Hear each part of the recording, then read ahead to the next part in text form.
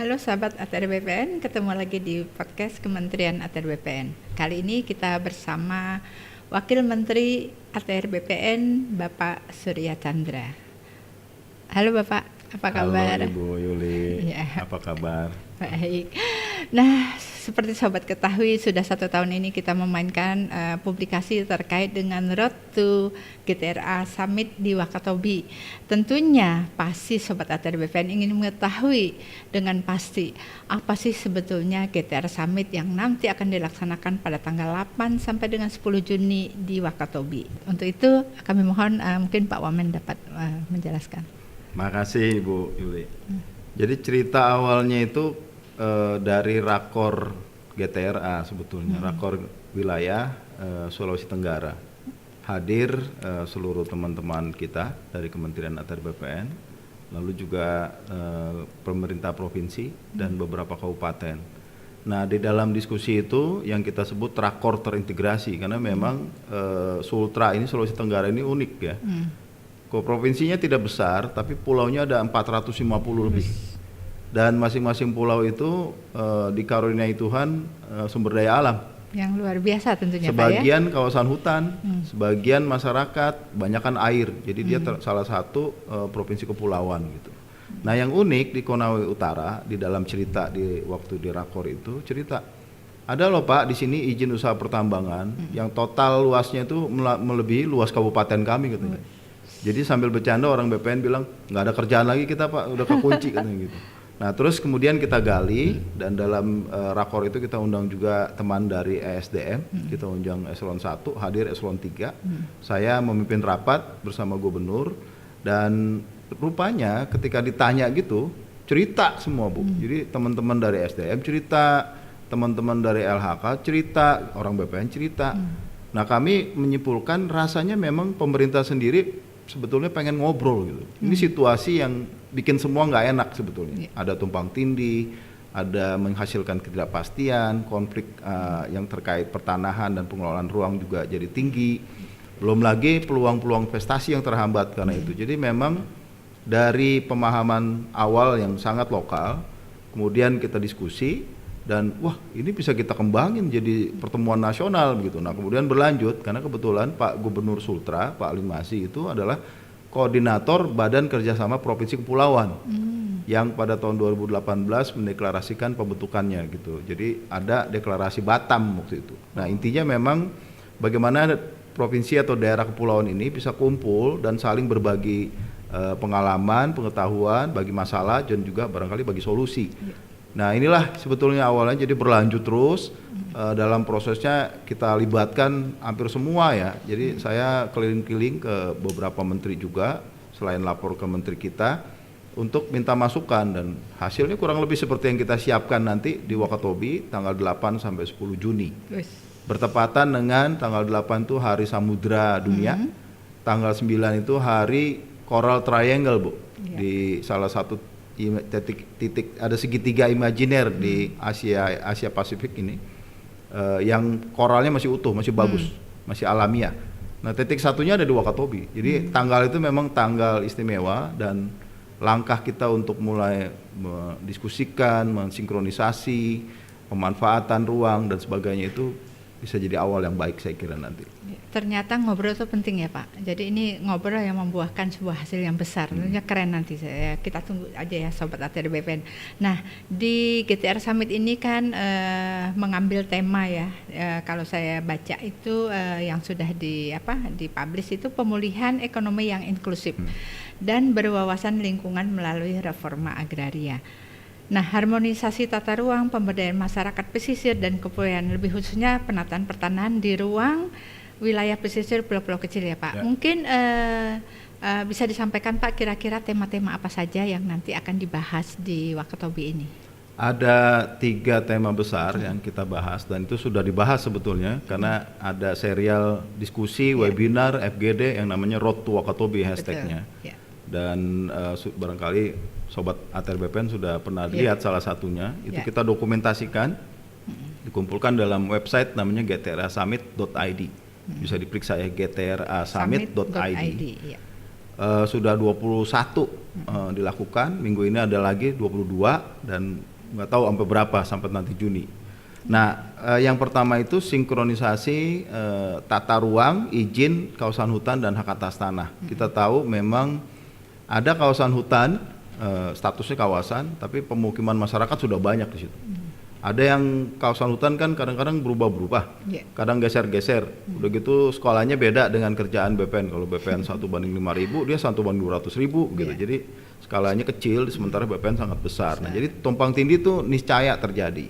Lalu juga ada izin usaha pertambangan. Kalau dalam kasus Sultra banyak izin tambang begitu ya. Itu menimpa hak atas tanah dari masyarakat yang sudah existing. Dan ini karena ditiban izin tidak bisa ada pemeliharaan. Ini kita pingin selesaikan, dan itu juga yang Presiden sebetulnya mengarahkan ya.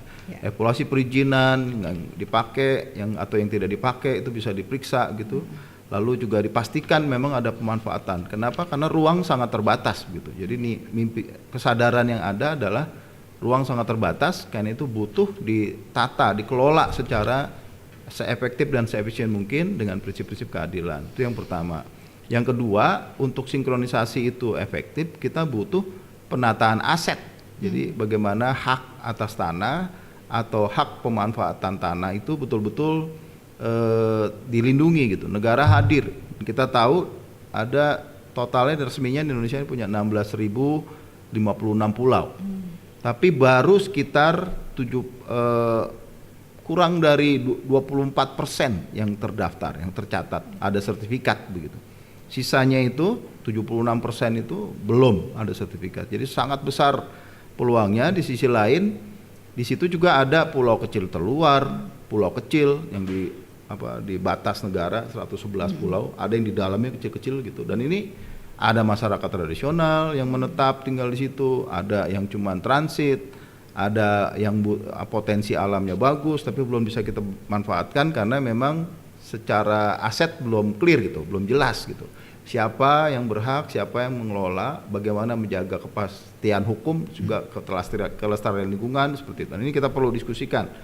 Yang ketiga soal penataan aset, Bu. Jadi setelah asetnya dapat, aksesnya bagaimana ini supaya bisa memberikan nilai tambah. Kalau memang butuh sertifikat ini dapat nilai tambah nggak? Bagaimana peluang akses untuk permodalan dan seterusnya. Ini tidak bisa dikerjakan oleh Kementerian ATR BPN sendiri, karena reforma agraria itu kan makanya ketuanya Menko Perekonomian, bukan ketua gugus tugasnya adalah Menteri ATR. Kalau Wamen kan koordinator pelaksana dari gugus tugas. Nah, kami melihat, wah kayaknya kita perlu deh ngobrol lagi, merevitalisasi lagi mimpi besar yang namanya reforma agraria menjadi mimpi Presiden sejak Nawacita dan dilanjutkan dengan RPJMN 2014, 2015 sampai sekarang lanjut lagi di periode kedua. Ini apa ya milestone yang kita bisa peroleh. Nah, kebetulan momentum nanti kita cari satu angle yang agak unik, yaitu pesisir dan kepulauan. Itu yang seringkali kelupaan atau juga sering banyak konflik karena tekanannya tinggi di situ. Lingkungannya sangat sensitif gitu ya. Terus juga peluangnya sangat besar. Kita baru manfaatkannya relatif masih sangat kecil. PDB dari pesisir itu baru 20%, Bu, dari produk domestik bruto Indonesia ini, negara yang katanya negara kepulauan, baru 20% sumbangannya. Pesisir dan kepulauan dan laut itu. Jadi sangat besar peluang, tapi juga tantangan besar. Nah, mudah-mudahan sekali lagi summit nanti atau pertemuan puncak ini akan menjadi awal baru ya, milestone baru untuk kita ketemu masalahnya di mana, siapa, kapan, bagaimana kita mengeksekusinya, terus apa yang perlu dilakukan selanjutnya dan seterusnya. Nah, terkait dengan itu Pak, mungkin target yang ingin dicapai di Wakatobi ini nanti pada saat GTR Summit itu apa Pak? Target yang ingin dicapai? Yang pertama ya memang ngobrol dulu sih ya, antar sektor ini ketemu, diskusi dalam forum yang kita susun bersama. Jadi mulai dari judul, tema, ini udah partisipatif, Bu. Jadi judul misalnya kan judul resminya itu menunjuk puncak presidensi G20 ya. Betul. Dengan turunan pemulihan ekonomi inklusif, perluasan lingkungan melalui reforma agraria, harmonisasi tata ruang dan pemberdayaan masyarakat pesisir. Isu G20 ini yang ngusulin Pak Sandiaga Uno. Waktu kami audiensi dengan beliau, wah ini cocok nih, karena presiden selalu nanya sama saya katanya, apa yang konkretnya kalau G20 ya, apa yang tangible, yang nyata. Dan kebetulan Gubernur Sultra cukup komunikasinya baik dengan presiden. Beliau juga bilang kalau presiden tuh pengen banget ke Wakatobi, udah dari periode pertama, tapi belum sempat kesampaian. Coba bikin acara, kata Pak Gubernur. Ya ini acaranya Pak, sekarang kita bikin. Jadi sepertinya memang pucuk dicinta ulam tiba ya. Jadi momentum G20 ini kan presiden ingin ada pemulihan ekonomi, recover together dan stronger begitu ya. Ini konkretnya apa sih kalau buat rakyat kita? Nah, di sini nanti akan ada penyerahan sertifikat hak guna bangunan buat masyarakat suku Bajau. Kita tahu suku Bajau itu sebagian memang ada yang nomad, jadi sea nomads ya. Dia nomadik di laut, jadi nggak punya tempat menetap. Sebagian menetap dengan tiang pancang. Nah, tiang pancang nempel ke bumi ini mestinya bisa ada pengakuan hak atas tanah di situ. Masalahnya adalah ini ada di laut, tanah pancangnya nempel ke bumi, itu kewenangan BPN. Tapi lautnya ini ruang laut kewenangan Kementerian Kelautan dan Perikanan. Nah, ini gimana kita sinkronisasi dari hal sepele itu barangkali ya. Nanti kita mulai, oh ternyata bisa ada ruang untuk usaha, bagaimana memastikan investor kalau dia mau invest di situ. Ini butuh pendekatan yang ya lumayan rumit ya, karena masing-masing udah biasa bekerja dengan sektor masing-masing. Padahal masyarakat seperti Bajau ini banyak Bu di tanah air kita. Ada di Jayapura tuh namanya suku Enggros, itu memang tinggal di laut, asli di laut, dia tiang pancang juga. Ada yang tinggal di Danau Sentani, jadi Danau Sentani sudah terbagi-bagi tuh wilayah adatnya begitu. Nah kita nggak mampu masuk, negara seperti tidak hadir atau lalai begitu. Padahal mereka butuh akses, karena saya lihat karena kebutuhan akses di teman-teman masyarakat Bajau di Kampung Mola misalnya yang kami lihat di Wakatobi, itu dia uruk Bu. Tanah apa yang tadinya di laut, dia bikin reklamasi secara amatiran gitu. Yang punya duit reklamasi, yang nggak punya duit nggak reklamasi. Jadi yang terjadi Kampung Mola itu ada yang daratan, ada yang bolong-bolong. Yang bolong ini jadi tempat sampah di sana. Padahal saya tanya sama mereka, sebenarnya apa sih yang dibutuhkan? Sebetulnya akses permodalan Bu. Jadi dia bikin sertifikat, karena BPN mewajibkan harus tanah dulu, dia reklamasi secara asal tidak mengikuti ketentuan lingkungan begitu, asal dapat sertifikat. Dan akhirnya yang terjadi sekarang banyak yang disita sama bank. Bank juga kesulitan karena ini kredit macet kan. Nah, ini hal-hal begini saya kira penting kita diskusikan. Barangkali kita bisa kasih hak di atas air itu yang sementara sifatnya hak guna bangunan misalnya. Tapi juga kewajiban untuk memelihara. Jadi ada hak dan kewajiban juga pembatasan, rights, restrictions, dan responsibility gitu ya kalau di prinsipnya BPN. Saya kira nanti itu akan jadi menarik ya diskusi itu. Kita udah ketemu Pak Menteri dengan Pak Menteri KKP, Menteri ATR dengan KKP. Udah ada kesepakatan, nanti akan dikeluarkan izin, di atas izin kita kasih hak begitu. Nah ini yang mudah-mudahan bisa diserahkan oleh Presiden langsung. Dan buat saya sih jadi awal ya, jadi titik awal untuk banyak peluang kita bisa manfaatkan. Ruang kita ini kan terbatas ya, jadi makanya perlu ditata, dikelola sedemikian baik gitu. Di sisi lain populasinya meningkat, manusia tuh terus bertambah, kegiatannya hampir nggak terbatas manusia Bu. Jadi apa aja bisa dikerjain sama manusia itu. Di sisi lain kita jangan lupa yang tinggal di ruang kita kan nggak cuma manusia, ada binatang, ada pohon yang kita butuhkan juga. Nah hal-hal ini perlu untuk dipahami, perlu kita sepakati, dan karena itu bisa jadi ada bagaimana memanfaatkannya secara optimal ya, semaksimal mungkin, dan rakyat juga ikut menikmati, tidak cuma sebagian yang punya modal begitu. Kalau suku Bajau itu memang nggak bisa hidup di darat katanya Pak. Kalau di darat masuk angin, sakit-sakit gitu. Jadi dia harus di atas air. Tetapi luar biasa pemerintah sudah ada. Jadi negara hadir seperti Bapak itu sampaikan memang sangat dibutuhkan sekali, karena tanpa keberadaan negara semua hal itu tidak dapat kita capai. Nah untuk itu Pak, apakah nanti setelah GTR Summit tadi sudah sampai apa yang ingin dicapai, kira-kira Apa sampai di sini aja Pak ini? Memang tantangan mengerjakan program strategis nasional reforma agraria ini timeless, Bu. Istilahnya timeless. Waktu itu Ibu dan teman-teman ATR BPN dan banyak kementerian terkait itu bekerja masa lalu. Jadi masalah yang dibuat oleh masa lalu begitu. Masa sekarang dan masa depan sekaligus. Jadi tiga spektrum waktu itu dikerjakan barengan gitu. Karena itu tidak mudah. Karena itu kita perlu berbagi tugas supaya ketika nanti presiden ganti, menteri ganti, wamen ganti, siapapun yang ganti di sini itu masih terus berlanjut begitu ya.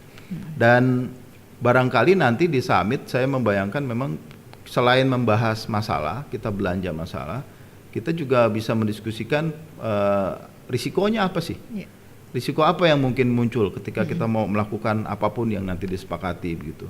Lalu ya perlu strategi monitoring risikonya itu gimana supaya monefnya apakah sudah on the track atau dimitigasi dengan baik, apa yang perlu disiapkan dan seterusnya seperti itu.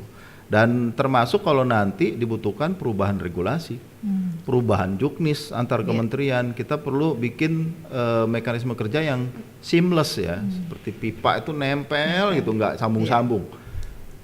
Dan ini bukan untuk mengambil kewenangan, KKP tetap dengan kewenangannya, ATR BPN tetap dengan kewenangannya, Kementerian ESDM tetap dengan kewenangannya, KLHK tetap.